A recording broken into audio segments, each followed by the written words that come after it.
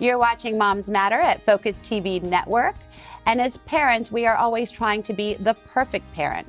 So I brought in the author of The Perfect Parent, Roma Ketterball, who is an educator and an author, and she is just incredible. So I am thrilled to have her here today. You're a real gift for all of us. Thank you, Shirin. I'm so happy to be here. Thank you for having me. It's my pleasure. I have read your book now actually twice. It's one of those books you keep by your, your bedside, and you kind of just go through it because you have these great tools. 5 tools for using your inner perfection. So I love the title, The Perfect Parent.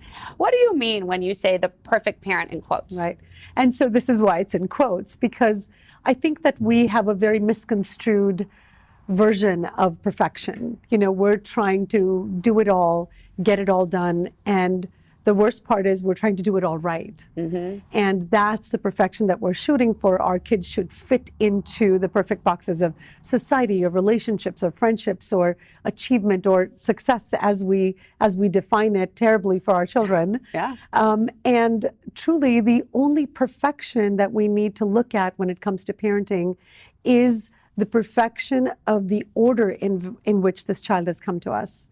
It was by no design of ours. It was by a higher design, a perfect order of events here where this particular child, our particular children came into our arms. Oh, and beautiful. In that is the moment of perfection that we were handed for our growth. And this is why I put the word perfect in quotes so that we can perhaps revisit what perfection really means. Because when you look at the dynamic between parents and children, on your worst child day, if I said, Shirin, here's a lineup of kids, pick a different one, you would still pick yours. Of course. And vice versa. For the kids on their worst parenting day, they would still pick us. That is perfection. I love that. That order of perfection, that natural order of perfection, that knowing, we know every breath, we know every sigh, we know every eye movement, every body language of our children. That is perfection. And the growth that comes in this relationship, the growth that comes from being together and being gifted each other this time together, that to me is a perfect order of perfection and growth as well. So there's many different reasons why. Well, I think that's a great lesson for all of us and everyone who's watching to know that you have that inner perfection in you. It's exactly what you say. It's the gift that's given to us rather than trying to fit everything into a box. Mm-hmm. And I read through your tools, and your first tool that you talk about is honorable parenting. Yeah. And creating a space for respect. Yes. And there's a lot to that. And unfortunately, we don't have all that time to discuss. But if you were to tell parents something to take away from that, what would it be? So the first tool, as you mentioned, honorable parenting, is about accepting and respecting. So first, accept your children for who they are, as they are, their differences. Even our 2 children are different, Sure. right? Sure. I mean, we don't really have to go far and say my child is different than yours. If we have 2 children, or if we have a niece or a nephew within our own little dynamic of having children in the family, they're designed to be different. Yeah. They're supposed to be different so that they can actually help our growth and so that they can help their growth. This is the process of the flow of life. Nothing is stagnant. Nothing is concrete and material. Humankind is ever evolving. And really understanding that if we accept our children, and this includes accepting their emotions, plenty of times we'll tell our children, well, why are you feeling that? There's no reason to feel that way. Well, feelings are not right or wrong. They are what they are. So, I have 3 steps called dealing with the feeling: spot it, say it, okay it. So you spot the feeling, say it out loud, and then you okay it. These are tools of emotional intelligence, of mindfulness, really tools that help show the child that respect that, okay, you're feeling what you're feeling, and I accept that, and I respect that. And even if you feel it's wrong, it's what they're feeling. Sure. It's easier said than done, though. So you have kids who are high achieving and come home and a C on an exam or on a report card is devastating for them. And you say to them, it's okay. I know you're upset about this, but I always say, get over it, move on. It's okay. And they don't want to hear that. They don't want to hear get over it. Well, you don't want to really do that 3rd step of get over it and move on. You could telling them that it's okay to feel that way. If I was a high achiever like you, I would be frustrated too. So why don't you take a bit, calm down, this is energy in motion, emotion. It's a frequency. This frequency will pass. This is something you're feeling right now. Sit with it. let it go through you. Because when we bottle it up, we leave the seed of that frequency somewhere. It's going to exit in another behavior. Yes. So there's a little trick to this, a little strategy to this, accepting the feelings as they come, as is, and allowing the human body time to process and exit those is the key. So giving them those few minutes and say, you know what, I'm here for you. We can talk about it go ahead, vent it out. And let it go. And once they vent it out, they will come to you and they will start the dialogue. Or you can go to them and say, hey, how are you feeling? And then letting them know it's okay to be frustrated. It's okay to feel bad. Now let's talk about, do you want to talk about what we can do about this next? And then shifting it to the positive and then shifting it in a direction. Communication, we talk about the word communication all the time. Yes. What is the number one reason for, let's say, divorce? It's lack of communication, sure. Right? Sure. And what does communication really mean? It's the foundation of every relationship.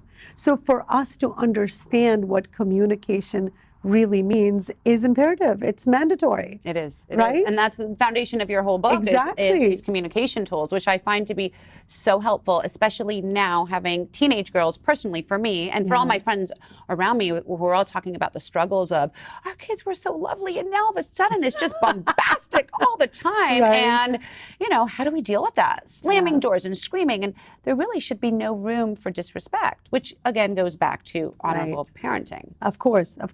So, accepting the moment as it is, because obviously they're influenced. Teenage years are volatile. We all know that. Children are in a higher state of flux and change than any other stage in age. That's why you compare the 2-year-olds, the teenagers, and then the elderly, right? You kind of box them all up, that erratic behavior and emotional outbursts. It's because they're trying to understand the world. They're trying to fit in the world and the pressure around them. And then the parental umbrella of, have you done this? Have you done that? So there are going to be eruptions when it comes to that age group. And yes, the kids are going to be, according to our books, disrespectful. And allowing them the time to vent and not responding to them is the key to showing respect for them. So if they're going through an emotional outburst, allowing them time to exit those frequencies, if we understand everything is energy. Science will tell you this, and everything is a frequency. Everything is energy. Our existence is energy. The highest amount of energy carried is through our emotions. And there's a lot of research done now at JPL and Heart Math Institute, and they talk about the EMF, the electromagnetic frequency of the heart, being 10,000 times stronger than any other organ. Unbelievable. So when the heart is affected by the emotions, this area, and in yogic beliefs, you talk about the chakras and the heart chakra. So you can take it in any, whether it's science or spiritual language, you can take it any which way. This vibration is 10,000 times stronger. So it's going to take a little bit to play itself out, and allowing that time, stepping back, not stepping into, but stepping back. So you're saying if they're having an outburst and they're going crazy, just allow them to have that time. Just silence and let that, if we are energetic beings and we are vibrating frequencies, then imagine if that frequency that needs to exit is in full flow, and then you add yours to it. We have a little mess here. And this is why, and we read each other's frequencies, we have mirror neurons, neuroplasticity in our brain. And so, of course, we read each other's frequencies, so then we have these eruptions because we're constantly telling them to stop behaving that way, which means stop feeling that way, and there's no right or wrong to feelings. They're feeling what they're feeling, and hence they're behaving accordingly. You can reflect that behavior back to them afterwards. Give them tools for it afterwards. But in the moment, respect, children learn through our behavior. So really respecting, and we talk about this unconditional love that we have for our kids. And what a myth. I have unconditional love for my kids, right? It's true in the way of intention. Yes. We all have unconditional love for our kids. Our intentions are all in the right place. We all want the same things for our children. But let's take a minute here and talk about the things that we want for our children. And the tagline of my company, Tools of Growth, is raising kids to be happy, think positive, and do good. Every parent agrees with that 1,000%. That's what we want for our kids. But we never think about what it is that we want for ourselves from this relationship with our children. What are we looking for? When all is said and done, when you look back and you've put in, by the time children leave, 18 some years into parenting, what am I getting out of it? What do I want? Not what I'm getting, but what do I want out of it? And I will tell you, hands down, what each parent actually wants out of it is a good relationship. Sure. Because in the end, if your kids end up going to Harvard or to community college down the street, or end up deciding not to have any form of, academic further higher education, it's really not going to matter if you don't have a good relationship with them. No, it's not. So we have to remember that in that moment, in those little outbursts that the children have in that moment, is if my goal is the relationship, if my intention is unconditional love, that language of love is respect. So respect is that bridge between our intentions and our actions. Absolutely. And it goes both ways. It's not respect that your children have for you, but it's respect you have for them as well. Absolutely. If they don't see it, they're not going to reciprocate it. Yes, because we think, we're here to teach the kids, we're here to guide them, and I'm the parent because I said so. Right. We forget what reverence there should be in parenting, what devotion there should be in parenting, because they teach us more than we can ever teach them, ever. Without us, they would be fine. They would be fine. They would somehow make it and they would be fine. 100%. But what did we learn from these children? Right. Patience, resilience, kindness, compassion, empathy, laughter, letting go. I mean, we can go on and on and on. They define us to be what we should really be, the truth of our existence as good human beings. They extract it. They'll push and tug and trigger us, and they'll extract it from us. It's true. So they are our teachers just as much. Is that not worthy of honor? Is that not worthy of respect? 100%. Is that not worthy of respect? No, you're right. You're right. Yeah. And I think that on this journey, it is probably the most challenging journey of our lives, and the most rewarding if we allow it to be. But you talk about, during these times of frustration, take 5. Yeah. And I love that. Will you talk about that for a minute? Sure, absolutely. So, this is the most important job that we'll do. If we're lucky, this is the longest job that we'll ever have. Right. And most importantly, this can be the most challenging job we'll ever have. But finding the joy in the moments, that is up to us. Right. If we can have little tools, little nuggets in our little tool belt, and that's why at the end of the book is a whole toolbox. So if you don't want to read the book, just flip, look through your toolbox and refresh your memory. And I always advocate that when we are investing in this relationship, the ROI is when we're investing in our children, the ROI is the relationship. That is the ROI. That's the return of interest. Right. That's all we want. Right. And that happens in the moment. But then we're humans, right? We are going to have a little outburst. We are going to have a bad day at work, or a disconnect with our spouse that day, or whatever the case might be. So remembering to take 5, I think that's the most important thing that we do in times of chaos. This is a great tool for self-management of your own emotions, and also teaching your children this. Taking 5 minutes a day to do nothing. Nothing. Literally. I love it. Pack it all up, leave it all out, nothing. Okay. And what can really help us anchor that is nature. So whether you sit in front of a window, or you sit out in a little balcony or patio, or you have the luxury of having a backyard or front yard, whatever it might be, just sit out there with your children and do nothing for 5 minutes. Absolutely nothing. Don't bring your phone with you. Have no agenda of, in our 5 minutes today, we're going to talk about this. Because what you're doing is you're dedicating non-judgmental, complete quiet space to them from your heart. Right. And you will get that same response from them. Of course, children, the younger they are, the easier it is. And in fact, one of the things that I love is, all 5 to 8-year-olds will then, if you do take 5 for just 2 weeks, by the 3rd week, if you're having a bad day, the child is going to grab you and say, come on, mommy, let's take 5. And I love that because they understand, they're vibrational beings, they're sensory, so they understand the importance of that. And the older kids, tweens and teens, will say, am I in trouble? Or how boring, what are we going to talk about? Right. Because the truth is that we don't know how to do nothing, nothing. And it's very important. It's so important. How do we refuel? Think about when we sleep, when we rest, when we curl up with a book. Those are all moments we turn inwards. And so taking that inward space in a shared, shared geographic area with your child is priceless. That's where the trust is built.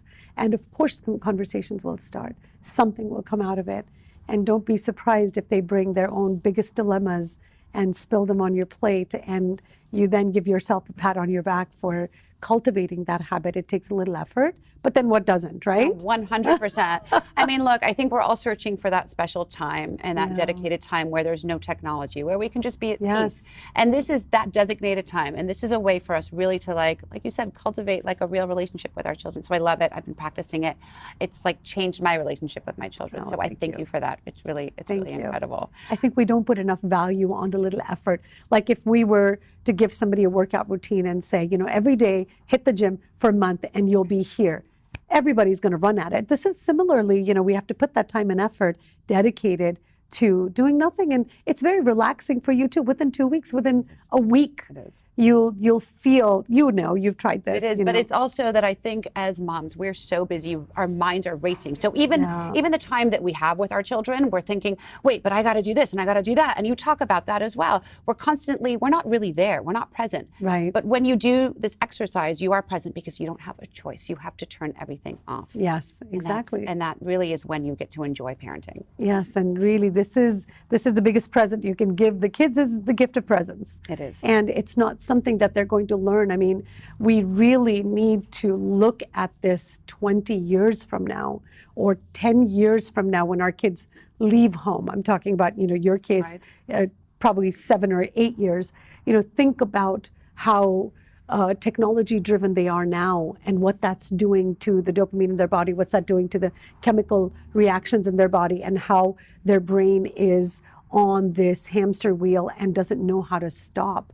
So it's the biggest gift that you can give the kids. So this rise of the use of technology and overuse and abuse of technology in many cases with anxiety and depression and all of these, and disrespect and bursting out and lack of emotional self-management from the overuse of technology comes hand in hand with a world of mindfulness and yoga and meditation that's really growing together, side by side. It's parallel. So for us to dip into that, we can't take away technology. We don't want to. No. It's such a great tool. It's designed for the benefit of our growth and evolution and convenience and efficiency and so many great benefits.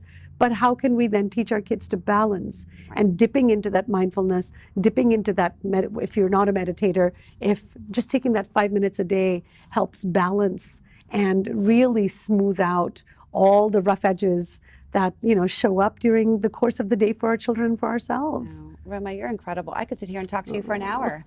I could. And unfortunately, we don't have all the time in the world. But I love your book, and I want everyone who's watching to go out there and get a copy because it's made my parenting easier and happier, and I feel my kids are happier, and I just love what you're doing. And I'm so excited that you're in schools now, and you're doing after-school programs, and you're just making this world a better place. Thank you, Shirin. And I really have to take a minute to say the same to you. Oh, you're because, it takes a lot of dedication. I know what your life is like, with kids, and it takes a lot of time and dedication and passion to serve the world and to benefit our children, to be able to be that voice, to extract and to put in the effort to doing all of this. So I thank you just as much. Thank you, and I can't wait to have you back on the show, and I can't wait for your next book. Thank you. I appreciate it. So you saw it all right here. Roma Katakal, author of The Perfect Parent. If you don't have a copy, just order it right now on Amazon. It will change your life and make you a happier parent. And we'll see you all next time right here at Focus TV Network.